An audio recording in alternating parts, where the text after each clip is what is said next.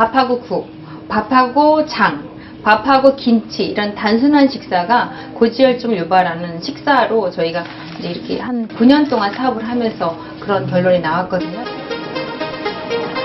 탄수화물 위주의 불균형한 식단이 원인이라는 설명이다. 대한민국은 현재 도시와 농촌을 가리지 않고 대사증후군 유병률이 높아지고 있다. 2011년 한국의 성인 3명 중 1명이 대사증후군으로 추산된다. 대사증후군이 심각하게 여겨지는 이유는 당뇨병, 뇌졸중 등 여러 가지 성인병의 위험을 안고 있기 때문이다. 당뇨 합병증으로 입원한 김윤희 씨. 오른발에 감각이 없다. 큰 수술을 해야 할지도 모를 위기에 놓여 있다. 김윤희 씨는 발뿐만 아니라 이미 여러 곳에 합병증이 찾아온 상태다. 당뇨로 오는 심각한 합병증이 이렇게 눈 오는 거나 그러니까 이렇게 발 쪽으로 문제가 생기는 거하고 그다음에 심장이잖아요. 근데 저는 심장이 이미 와서 10년 동안 혈액투석을 했으니까 네. 후회만 밀려드는 지난 시간. 나는 이렇게 안 될 거라고 생각했었거든요. 10년째 혈액투석을 받고 있는 그의 팔은 성한 곳을 찾아보기가 힘들 정도다. 네, 이렇게 된 거예요. 근데 그래서 투석 오래 한 사람은 다 여기가 무슨 나무 등거리처럼 울퉁불퉁하게 되거든요. 근데 저도 많이 이렇게 돼서 대사증후군에서 시작된 당뇨. 당뇨는 또 다른 합병증으로 이어졌고 김윤희 씨를 힘들게 하고 있다.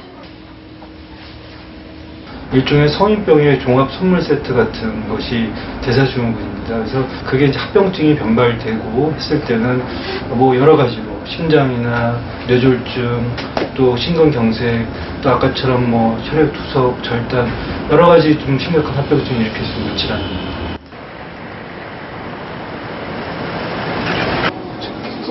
대사증후군의 합병증은 심각한 성인병이 대부분이다.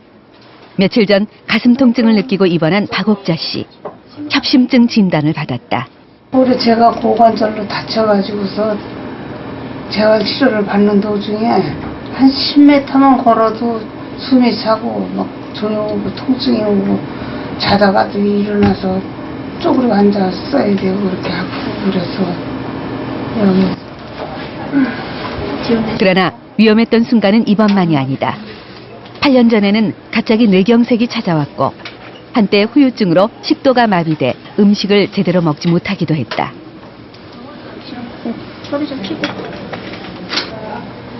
특별한 자각 증상이 없었기 때문에 무심코 지나쳤던 건강. 하지만 박옥자 씨의 몸속에서는 이미 여러 가지 병들이 진행되고 있었던 것이다. 벌써부터 떨리면 안 되는데? 11시 하는데? 그전에는 너무 건강해서 자신만만했어요. 자신만만하게 살다가 딱 그 판정을 받고서부터는 운동을 많이 했죠. 그러니까 심하게 온 게 아니고 살짝 왔다 그러더라고요. 그래서 운동 열심히 했는데 또 도중에 2004년도에 또 한번 그런 적세가 오고. 박옥자 씨는 동맥경화가 심해져 자칫 생명마저 위험해질 수 있는 상태였다. 심장으로 통하는 주요 혈관이 3곳이나 막혀 있었던 것이다. 그마저 혈압이 일정치 않아 한꺼번에 시술할 경우 위험할 수가 있어 여러 날에 걸쳐 혈관을 뚫어줘야만 했다. 일단 대사증후군에 들어가신 분들은 굉장히 다른 분들에 비해 심혈관계 질환이 발병을 좀 많이 하기 때문에 철저한 관리가 좀 필요할 것 같습니다. 저희 오시는 그 심장내과나 또는 저 신경과 같은 오시는 분들 보면 굉장히 대사증후군이 이제 많습니다. 대사증후군의 위험성은 연구를 통해 밝혀졌다. 대사증후군을 보인 남성의 경우 관동맥성 심장병으로 사망할 확률이 3.6배, 심혈관 질환으로 사망할 확률은 3.2배나 높은 것으로 확인됐다. 대사증후군에 대해서 저희가 이렇게 강박적으로 지금 연구를 하고 환자들을 관리하고 있는 이유는 환자가 그걸로 죽기 때문입니다. 있습니다. 요즘은 연구를 하다 보니까 대사증후군이 암, 대장암이나 유방암, 췌장암 이것도 연관성이 높다는 것이 확립됐습니다. 대사증후군이 세상에 알려지게 된 것은 1988년 미국 당뇨병 학회에서 내분비학계의 거두 제럴드 리븐 박사가 거론한 뒤부터입니다. 당시 최고 영예상을 받고 연단에 오른 리븐 박사는 인체 신진대사에 관여하는 인슐린이라는 호르몬이 많은 질병과 관련이 돼 있다고 밝혔고 편의상 이 증상을 신드롬 X라고 불렀습니다. 10년 뒤에 그 심각성을 인식한 세계보건기구는 신드롬 X를 대사증후군으로 공식 명명합니다. 의학계가 본격적으로 대사증후군에 관심을 갖게 된 것은 이 대사증후군이 여러 가지 질병을 일으키기 때문입니다. 현대인의 대표적인 성인병으로 알려진 고혈압, 당뇨병, 그리고 이상지혈증과 혈관질환, 이 질병들은 각각 다른 이름으로 불리고 있지만 모두 대사증후군으로 인해 생길 수 있는 병이라는 것이죠.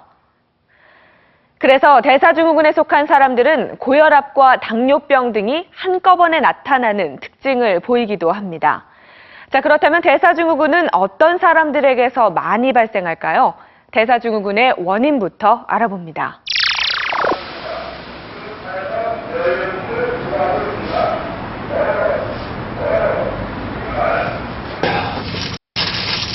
부부의 하루는 약을 챙겨 먹는 것으로 시작된다.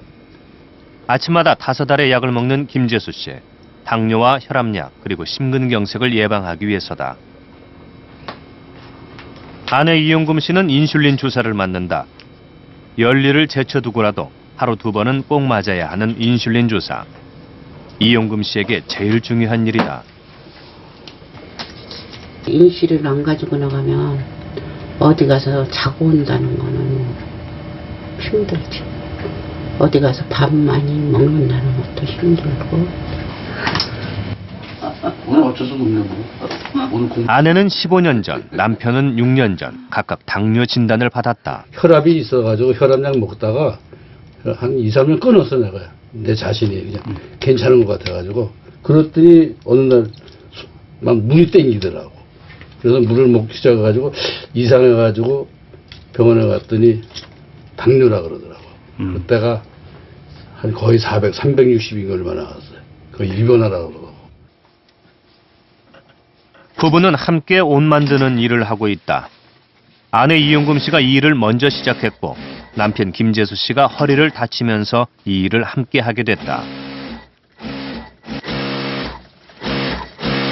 부부는 이 일을 하면서 생계를 이을 수 있었고 자식들을 모두 키워냈다. 재봉일의 특성상 일이 많은 날은 하루 12시간 정도를 앉아서 일한다는 김재수 이용금 부부. 자연히 움직이는 시간보다 앉아서 보내는 시간이 훨씬 더 많다. 이게 저녁에 일찍 끝나서도 낙산공원 올라가면 되는데 그렇게 쉽지가 않아요 인간이. 맨 처음에 생겼을 때는 한 1년 동안 잘 댕겼어요. 근데 그때는 잘 댕겼는데 그것도 운동에 소질이 없어서 그런지 실증 나더라고. 점심때가 되자 부부가 순댓국집을 찾았다. 일주일에 한두 번 꼭 들릴 정도로 순댓국은 부부가 좋아하고 즐겨 먹는 음식이다. 하지만 새우젓과 양념장을 듬뿍 넉넉히 넣어야 김재수 씨의 입맛에 맞는 순댓국이 완성된다. 혈압이 높아 싱겁게 먹어야 하지만 오랫동안 익숙해진 입맛을 단번에 바꾸기가 쉽지 않다. 짜게 먹지 말고 맵게 먹지 말고 그러는데 그게 어떻게 제일 인간이기 때문에 안 되는 거예요. 그럼 뭐 막말로 병 날 사람이 없지. 그대로 시키는 대로 딱 하면 다 건강하지. 국물 음식을 즐긴다는 김재수 이용금 씨. 채소보다는 고기 종류의 음식을 더 자주 먹는 편이다. 당뇨와 고혈압을 앓고 있지만 부부의 식생활은 여전히 달라지지 않고 있다. 어떻게 오신 거예요? 2달에 한 번 병원을 찾는 부부. 약에 의존한 채 잘못된 식생활을 유지하고 있는 이들의 건강은 괜찮은 걸까? 많은 시간을 앉아서 일하고 운동조차 하지 않는 두 사람에게 내려진 처방은 생활 속에서 많이 움직이라는 것이다. 운동이라는 게 어떤 운동이든 간에